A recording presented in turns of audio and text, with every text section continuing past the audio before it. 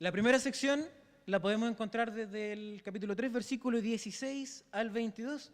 Ya fue leído por nuestra hermana María Jesús, así que la vamos simplemente a denominar como las injusticias de la vida. En estos pasajes el predicador, que es Salomón, nos habla sobre cuál es el escenario que la mayoría de las personas en este mundo se enfrentan para vivir. Usted, querido hermano, ¿ha presenciado algún acto de injusticia en este mundo? Yo creo que de sobra. Basta con prender la tele un ratito y nos vamos a encontrar con cosas como 3 carabineros muertos, sube el precio de la benzina, sube el precio de la UF.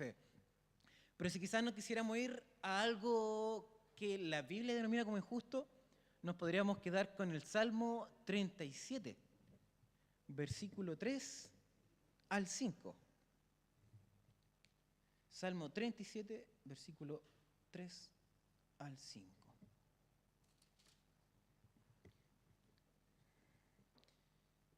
Confía en Jehová y haz el bien, y habitarás en la tierra y te apacentarás de la verdad. Deleítate a sí mismo en Jehová, y Él te concederá las peticiones de tu corazón. Encomienda a Jehová tu camino, confía en Él, y Él hará. ¿Cómo puede llegar a ser esto injusto? Querido hermano, hay mucha gente que no conoce al Señor. Y ya vemos quienes sí conocemos al Señor, pero no hacemos esta palabra, no nos deleitamos en Dios, no ponemos al Señor como el primero en nuestro corazón y terminamos haciendo de una bendición una injusticia para nuestra propia vida. Por lo tanto, es interesante lo que nos va a enseñar este libro de Eclesiastés para poder comprender que las situaciones que vivimos en el mundo podemos realizarlas de la mano del Señor y hacer que lo que Él sí en realidad nos está ofreciendo lo podamos también transformar en justicia y gloria para el nombre del Señor. Salomón se da cuenta entonces en estos pasajes de Eclesiastés, en el capítulo 3, del 16 en adelante, que él va a encontrar injusticia en donde debería haber justicia. Él va a encontrar maldad e iniquidad en los lugares en donde debería reinar la honestidad. Él se está refiriendo precisamente a algo que nosotros podríamos asemejar como los tribunales hoy en día. Y la verdad es que no necesitamos irnos tan atrás en el tiempo para pensar en algún ejemplo que pudiera acercarse a lo que la Escritura nos dice. Basta con que veamos las noticias en internet en alguna parte y vamos a encontrar que solamente se habla de corrupción, que solamente se habla de injusticia y de cómo las personas que están encargadas de realizar esta justicia al final son las más corruptas. Pensemos y reflexionemos. Esta situación que Dios le revela a Salomón, ¿la podríamos encontrar entonces en otras partes de la sociedad? Hermanos, quienes deben velar por la justicia son los más injustos. Quienes son aquellos que deben velar por la educación sana y correcta de los niños son quienes los adoctrinan y los corrompen.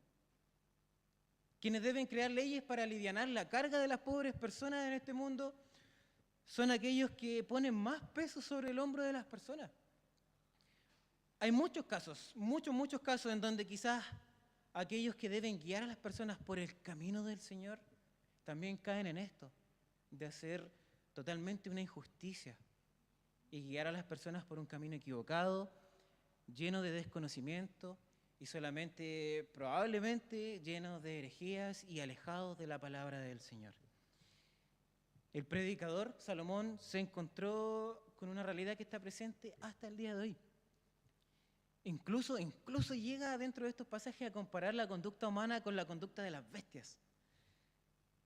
¿Cuál es la sentencia que él da respecto de lo que está observando? Dios ha planeado un momento para juzgar, dice Salomón. Pero además también da un consejo. Las personas que están en medio de estas injusticias que el mundo les ofrece, les dice, lo mejor que pueden hacer es lograr disfrutar de su trabajo, de un trabajo honrado y vivir sin la ansiedad que el futuro les provoca debido a la maldad, la injusticia y la corrupción que el mundo les está ofreciendo. Por lo tanto, nos vamos a encontrar con un mundo lleno de injusticia, lleno de maldad, lleno de corrupción, pero el consejo del predicador es: vivan tranquilos, siendo guiados por el Señor haciendo un trabajo honrado. No solamente va a ser en estas esferas sociales, si también nos ponemos a pensar quizá en las esferas más elevadas de la sociedad, quizá en los cargos de autoridades públicas, nos vamos a encontrar con lo mismo que se encontró Salomón. Y esto lo podemos definir como el poder en la mano de los malvados. Esto sí lo vamos a leer porque es cortito, versículo 1 a 3 del capítulo 4. Me volví y vi todas las violencias que se hacen debajo del sol. Y aquí las lágrimas de los oprimidos sin tener quien los consuele. Y la fuerza estaba en la mano de sus opresores. Y para ellos no había consolador. Y alabé yo a los finados, los que ya murieron, más que a los vivientes, los que viven todavía. Y tuve por más feliz que unos y otros al que no había sido aún, que no había visto las malas obras que debajo del sol se hacen. Encontró Salomón, observando ciertamente las naciones vecinas, que estaban siendo guiadas por personas que en realidad estaban simplemente oprimiendo a las pobres personas que eran parte de su pueblo. El predicador se da cuenta que los líderes de esas naciones eran corruptos, eran déspotas, eran dictadores malvados, que solamente buscaban hacerse ellos con el poder y oprimir al pueblo. ¿Nos suena conocido esto? ¿Nos suena familiar? Sabemos que en su soberanía el Señor permite que la historia se escriba tal y como Él lo ha orquestado. Por lo tanto, es necesario que la iglesia, que el cristiano del día de hoy, también esté consciente de lo que ocurre en la sociedad. No podemos decir, es que no me importa quién salga presidente, no me interesa quién salga de diputado. Debemos estar conscientes que ya en el tiempo de Salomón, y quizás desde toda la historia, hay líderes malvados, corruptos, que oprimen a las personas. Al día de hoy nosotros también tenemos que ser sabios y tratar de vivir sabiamente, inteligentemente, aún a pesar de los líderes que tengamos al poder. Salomón señala que ve gente sufrir y que no hay nadie, absolutamente nadie, que les entregue consuelo. De hecho, hace una observación. Al ver el sufrimiento, el predicador refiere que es mejor no haber nacido o estar muerto. Imaginemos el dolor, la angustia y la aflicción que el predicador estaba observando en aquel entonces para poder hacer esta sentencia tan drástica. Quizás nosotros no estamos siendo perseguidos a este modo. Quizás hay una persecución más moral, de un carácter ideológico, en donde se trata de atacar más a las emociones, más al aspecto que tiene que ver con el conocimiento. Pero de igual y de esta manera la gente en sí es perseguida y por sobre todo el pueblo de Dios es perseguido. Pareciera que a los líderes de la región o quizás del mundo les gusta ver que la gente sufra. Les gusta crear guerras, crear hambrunas, etcétera, etcétera. Y nadie se queja y nadie hace nada. Y si hay alguien que se queja, es silenciado, es callado y es borrado. Ya en otros temas quizás que podrían afligirnos como sociedad, basta con ver el precio de las cosas, hermano. Vámonos a los ámbitos. ¿A cuánto está el kilo de pan?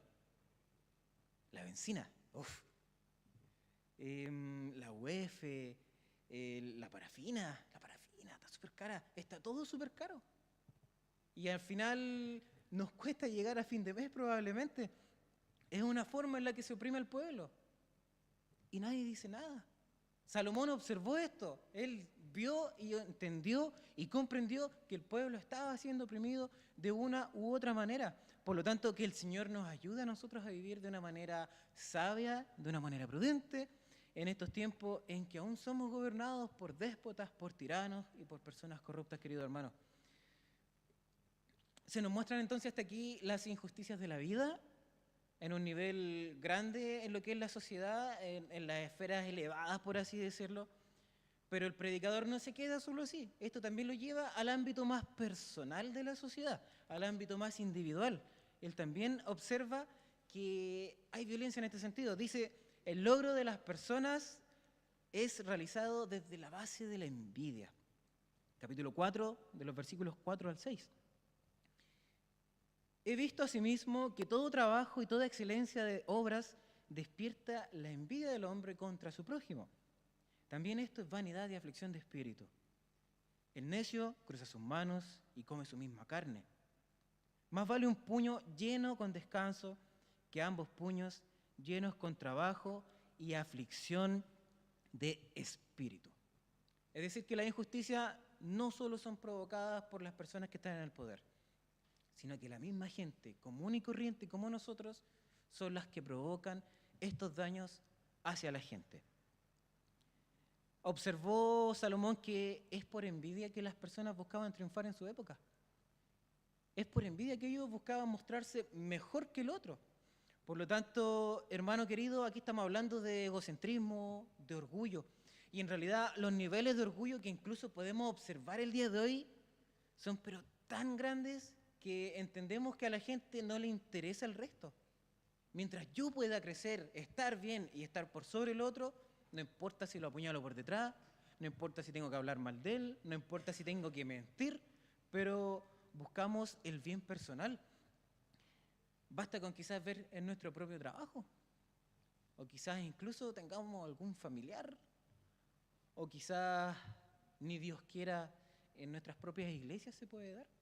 Por lo tanto, ¿qué nos dirá el predicador Salomón en este libro de Eclesiastés? Él también da un consejo. Es mejor estar satisfecho con lo poco que desvivirse luchando para obtener más y más. ¿Qué dirá la Biblia en otros libros respecto de esto? Vamos a buscar en Santiago 3 del 14 al 17. Yo voy a leer la versión Palabra de Dios para Todos. Santiago 3, 14 al 17 dice: pero si ustedes están llenos de celos y rivalidad, no tienen por qué dárselas de sabios. Su orgullo es una mentira que oculta la verdad. Esa no es la clase de sabiduría que viene del cielo, sino terrenal, producto de la mente, aunque en realidad viene del demonio. Por eso, donde hay celos y rivalidad, también hay desorden y toda clase de mal. Amén. De hecho, si me doy cuenta que siendo cristiano solamente me muevo por envidia, hermano, yo le invito a que vayamos urgentemente de rodillas en arrepentimiento ante la presencia del Señor y busquemos el perdón de Él, que nos permita y nos ayude a salir adelante, que nos haga comprender la realidad de nuestra visión respecto de lo que es una sana convivencia en este mundo y por sobre todas las cosas, como hijos del Señor, una convivencia en amor, en paz, en fraternidad y que honre a nuestro amado Señor. No tratemos de meter a la fuerza estas prácticas mundanas y diabólicas de vivir por la envidia, sino que tratemos de buscar el bien común dentro de la congregación, amándonos los unos a los otros, soportándonos los unos a los otros y edificándonos en el amor de nuestro amado Señor y Salvador Jesucristo. Ya llegando un poquito más adelante, en el versículo 7 al 12 de este capítulo 4, nos vamos a encontrar con que aquí Dios ya interviene y ofrece dos formas de enfrentar el mundo. 7 al 12. Yo me volví otra vez y vi vanidad debajo del sol. Está un hombre solo y sin sucesor, que no tiene hijo ni hermano, pero nunca cesa de trabajar. Ni sus ojos se sacian de sus riquezas, ni se pregunta, ¿para qué trabajo yo y defraudo mi alma del bien? También esto es vanidad y duro trabajo. Mejores son dos que uno, porque tienen mejor paga de su trabajo. Porque si cayeren, el uno le levantará a su compañero. Pero hay del solo, que cuando cayere, no habrá un segundo que lo levante. También si dos durmieren juntos, se calentarán mutuamente. Mas ¿cómo se calentará uno solo? Y si alguno prevaleciere contra uno, dos le resistirán. Y este que es súper conocido, que se usa harto para los matrimonios, y cordón de 3 dobleces no se rompe pronto. El predicador entonces no nos deja solo con la información hasta ahora de que en las altas esferas de la sociedad hay injusticia, de que el mundo completo se va a enfrentar a sistemas complejos y de corrupción. Y también además de que no solo nos vamos a encontrar con gente que se mueve por la envidia, sino que Él nos dice, oye, hay una forma, en realidad hay dos formas de enfrentar este mundo. Amén. Ya hay dos formas de enfrentar este mundo lleno de injusticia, de corrupción, de envidia y de maldad. Nos encontramos entonces con la clave que Dios le entrega a Salomón, querido hermano. ¿Podemos hacerlo solos? Después lo vamos a explicar bien, pero lo podemos hacer solos o acompañados. Y este acompañado no solo se refiere a una persona en sí, se está refiriendo a acompañado por el Señor. Vemos que hay personas que aman estar solos, pensando en este mismo sentir, de solos sin Dios o acompañados por Dios. Aman estar solos. Diríamos que aman estar sin Dios. Y es en esta realidad que enfrentan todo lo que hemos visto hasta ahora en el capítulo. Aman una vida sin Dios y por lo tanto el sentido que le dan a sus vidas es un sentido centrado en las cosas terrenales. Estas mismas personas que aman vivir solos, es decir, una vida sin Dios, cuando se ven atrapados por el sistema, algunos incluso postergan su desarrollo familiar, su desarrollo en otras áreas de la vida, para solamente hacer lo que el sistema les encomienda, que es hacer riquezas, destruir al otro, crecer a base de la envidia. Son atrapados por el mismo sistema en el cual viven y no quieren ni pueden salir de ahí porque están solos, no acompañados por el Señor. Dice el predicador, todo es vanidad, todo eso es vanidad, todo eso es mucho peor de lo que en realidad pensamos.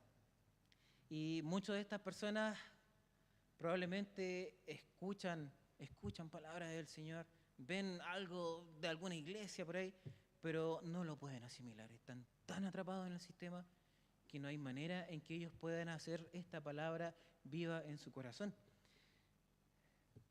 Pero nos encontramos también con la otra parte, la gente que enfrenta toda esta corrupción e injusticia acompañados por el Señor. Por lo tanto, estas mismas penurias que sufren las personas que viven sin Dios, la persona que vive acompañado del Señor tiene algo diferente, que es la esperanza que está en la palabra del Señor. El consuelo que da el predicador es que cada relación, plan, propósito, objetivo, sea guiado por el Señor y que todo lo enfrentemos acompañados por Dios. Querido hermano, si usted es cristiano, siéntase acompañado. Jesucristo dijo que iba a estar con nosotros todos los días, hasta el fin del mundo. El Espíritu Santo es el sello de esta transformación que el Señor hizo en nosotros, de esta nueva criatura que Él ha creado en nosotros. Por lo tanto, no se sienta solo, está sufriendo, lo está pasando mal, sepa que está acompañado por el Señor y que vamos a pasar por situaciones difíciles, sí, pero las va a pasar con la ayuda del Señor. Y culminamos entonces con los versículos del 13 al 16, titulándolos como la insignificancia de la fama y el poder. Mejor es el muchacho pobre y sabio que el rey viejo y necio que no admite consejos, porque de la cárcel salió para reinar, aunque en su reino nació pobre. Vi a todos los que viven debajo del sol caminando con el muchacho sucesor, que estará en aquel lugar. No tenía fin lo que le seguía. Sin embargo, los que vengan después tampoco estarán contentos de él. Y esto es también vanidad y aflicción de espíritu. Salomón revela las ventajas de alguien joven, pobre, por sobre una persona probablemente mayor de edad, pero que tiene mucho poder y mucha riqueza. Y la clave de esto es que el joven recibe consejo. Quizás podemos pensar en un arbolito, que cuando está chiquitito es más fácil enderezarlo, pero cuando ya está grande, creció chueco, va a morir chueco el árbol. No hay cómo. El consejo que da Salomón es: joven, recibe la sabiduría, recibe el consejo porque aún estás a tiempo. Nosotros como jóvenes de esta congregación sabemos y entendemos que el Señor está orando en nuestra vida y estamos confiados de que Él se encargará de arreglar las situaciones que nosotros mismos quizá en algún momento quisimos llevarlas por otro camino. Que Dios nos permita, y usted que nos escucha aquí, hermano, quizá usted que nos está viendo por el video, también está a tiempo todavía. Si escucha palabra del Señor, no haga oído sordo. Si es cristiano y está recibiendo palabra de Dios, haga la vida en su diario andar. No se haga el sordo. No pienses que vas a ser eterno en este mundo, sino que, como decíamos quizás en la predicación anterior, el día de mañana nos vamos a enfrentar a un enemigo que es súper cruel y que viene a acabar con todo, que es la muerte. Disfrutemos esta vida en los caminos del Señor.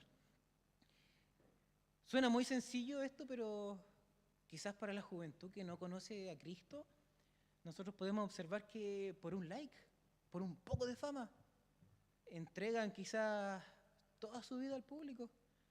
Por sacar un par de me gusta, un par de reacciones a un video, son capaces de mostrar cosas que no deberían mostrar, enseñar cosas que no deberían enseñar y por alcanzar un par de likes, un poquito de fama, que es una fama súper efímera, hermano, que es una popularidad que está solo en redes sociales.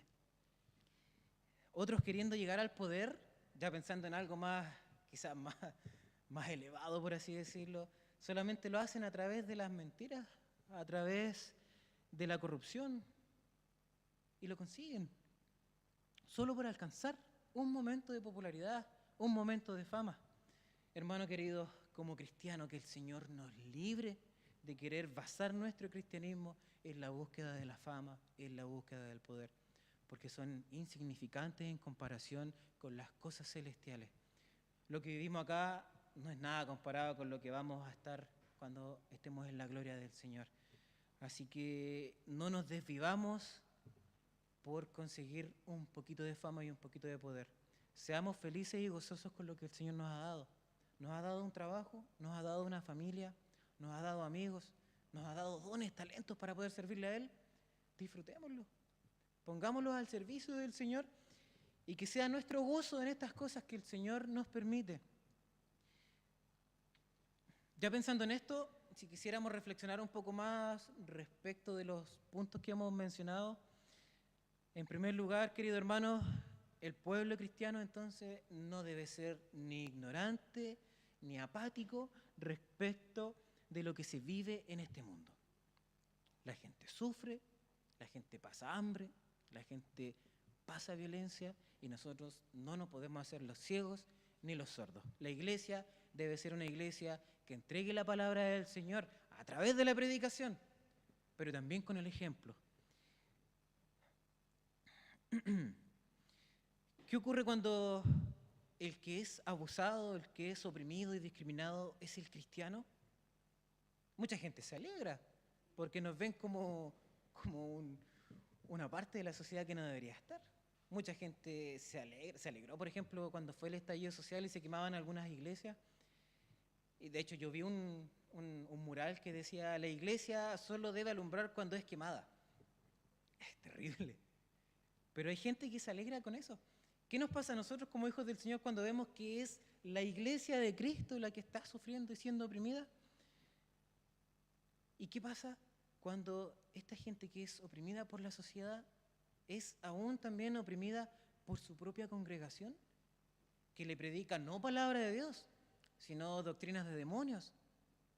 No palabra de Cristo, sino herejías. Que no enseñan el amor bíblico, que no enseñan cómo un cristiano debe adorar a Dios, sino que simplemente hacen cosas de relleno, show y muchas otras cosas que usted puede ver en las redes sociales. ¿Qué pasa con esos cristianos? Están siendo oprimidos y abusados por la sociedad y además por la iglesia, que se supone que debería ser la entidad y la institución que debe velar por la buena y correcta y sana guía de las ovejas del Señor. ¿Qué podemos hacer acá nosotros? ¿Cómo podemos subsanarlo? ¿Cómo podemos llegar a ser la iglesia que Dios quiere, querido hermano? En primer lugar, debe ser Cristo el primer amor de la iglesia.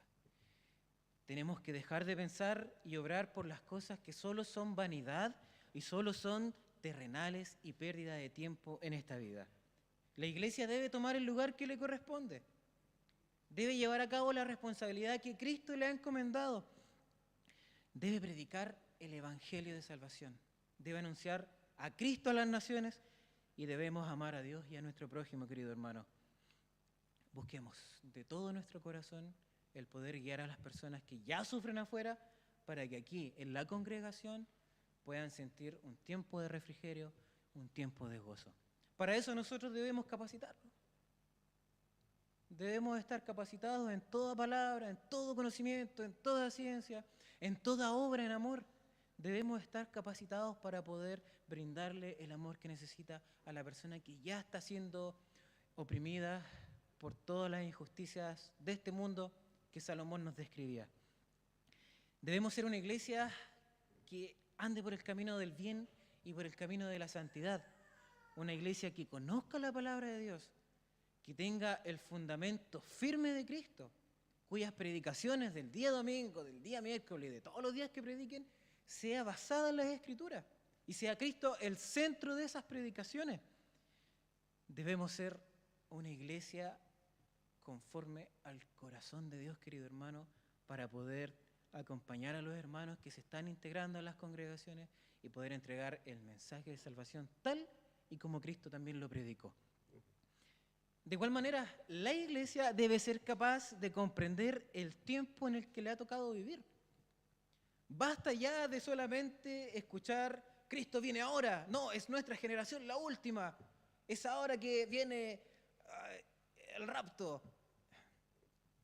La iglesia no puede ser tan inocente, querido hermano. Debemos estudiar la palabra, debemos amar la palabra de Cristo para poder ser la iglesia que Dios quiere, estar sabiamente y comprender los tiempos que el Señor nos ha permitido vivir, para que a conciencia también podamos hacer las cosas que nos corresponden en el mundo, cumplir nuestro deber cívico, presentar a Cristo a las naciones, en nuestro trabajo, en nuestra familia, en todo lugar. No solo somos cristianos aquí en las cuatro paredes del templo, somos cristianos en todo lugar.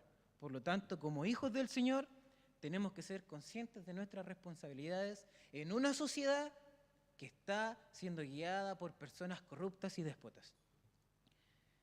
Como hijos del Altísimo, sabemos que algún día no vamos a tener necesidad de nada, querido hermano. Vamos en algún momento a estar en el reino del Señor y no va a haber necesidad de absolutamente nada. Pero mientras tanto, usted, como hijo del Señor, esté en este mundo, en esta realidad material, no deje que el dinero se transforme en un ídolo en su corazón. No lo permita, pero por nada de las cosas de este mundo. Porque el principio de los males es el amor al dinero, lo sabemos, la Biblia lo dice y podemos evidenciarlo, como la gente por plata se mata. La gente por plata, antes, ahora vale menos la plata, pero antes por 100 pesos apuñalaban a alguien en la calle. Querido hermano, no puede ser que un cristiano viva solamente para hacer del dinero un ídolo en su corazón. El Dios de nuestra vida debe ser Cristo, debe ser nuestro amado Señor, debe ser nuestro Salvador, no el dinero, no la plata. Por lo tanto, ojo, el énfasis que le estamos dando a estas cosas. Si el Señor nos ha permitido tener cosas, empresas, etcétera, gloria a Dios, y trabajémoslo de tal manera que también allí glorifiquemos el nombre de Cristo, pero que nuestro corazón sea guiado por el Espíritu Santo y no por la plata. Seamos agradecidos si estamos en el caso contrario, que quizás no tenemos esas cosas, no tenemos esos lujos, seamos agradecidos con lo que el Señor nos ha permitido tener y seamos capaces de reconocer que Dios quiere conformar nuestro corazón a su voluntad y a su gloria en la realidad que nos ha permitido vivir. Para esto, que nunca digan de ti, eres cristiano y ladrón. No, cristiano y aprovechador, cristiano y bueno para la plata, cristiano y cruel, sino solo cristiano. Un cristiano que de verdad ame a Cristo. Porque la iglesia evangélica debe sacarse el estigma que tiene la sociedad de que tenemos cierta admiración por el dinero. Cuando se habla de un pastor, diezmo. O se habla de la iglesia, ofrenda, plata. Deberían reconocernos por otra cosa. Deberían reconocernos porque somos hijos de Dios, porque tenemos a Cristo en nuestra vida y porque somos guiados por el Espíritu Santo. Entonces, depende de la iglesia mostrar que no vivimos por el dinero, por el amor a la plata, ni hacemos que esto sea envidia en nuestra vida y tratemos de destruir a todo aquel que nos rodea para poder llegar a obtener la plata que queremos, sino que sea Cristo reinando en nuestro corazón, nuestra vida, y que a través de todo lo que somos y hacemos podamos predicar el nombre de Jesús. Tenemos un Dios todopoderoso, glorioso, eterno, Él nos muestra su amor de mil maneras, querido hermano, y entre ellas mediante la familia de la fe, mediante la iglesia. Por lo tanto, no intentemos realizar esta travesía por este mundo cruel, corrupto, déspota e injusto solos. Hagámoslo con nuestra congregación. Acudamos a la congregación, a los hermanos, a los pastores. Tenemos una familia de fe que nos ama y que quiere el bien para nosotros. Por lo tanto, no intentemos atravesar estas penurias solos. Disfrutemos que tenemos una familia de fe. Ya pensando en lo último que hablábamos respecto de la fama y el poder como algo insignificante y efímero, vemos como mucha gente se desespera, querido hermano, por buscar esta fama y poder en este mundo. Como quizás muchas congregaciones intentan hacerse conocidas, intentan tener fama, entregando y relegando la palabra del Señor, sacrificando la Biblia para poner otras cosas en el altar, sacrificando la palabra del Señor para predicar herejías y cosas que al mundo le agradan. No podemos amar al mundo y amar a Dios. O es Dios o es el mundo. Tenemos que entonces ser prudentes, ser sabios, ser conocedores de la palabra para que no cualquier herejía, para que no cualquier doctrina demoníaca entre a nuestras congregaciones. Felicidades a los hermanos que están en la Academia Bíblica, que empezaron este año, porque también es una buena base y nos va a permitir ir conociendo un poquito más de lo que es la teología en este caso. Gloria a Dios, y que luego de que se acabe la academia, sigamos buscando del Señor también de manera autónoma, sigamos creciendo en Él y podamos día a día estar mucho más firmes en lo que es la palabra del Señor. Como cristianos, no debemos afanarnos por buscar la fama, el poder, el dinero, sino que debemos buscar al Señor. ¿Cuál es el propósito de la iglesia en este mundo? Glorificar el nombre de Dios. Amada iglesia, mediante la sabiduría que Dios le permitió vivir a Salomón, es que podemos ver las cosas de este mundo, las que ocurren quizás no solo en la esfera más personal, sino en la esfera más elevada, en esferas políticas y en temas parecidos. Pero vemos también el ofrecimiento del Señor. Él nos dice que podemos atravesar todas estas penurias, todo este dolor, acompañados por Él. Y la conclusión de esta predicación, querido hermano, es que tomemos esta palabra y no vivamos solos, no vivamos sin Cristo.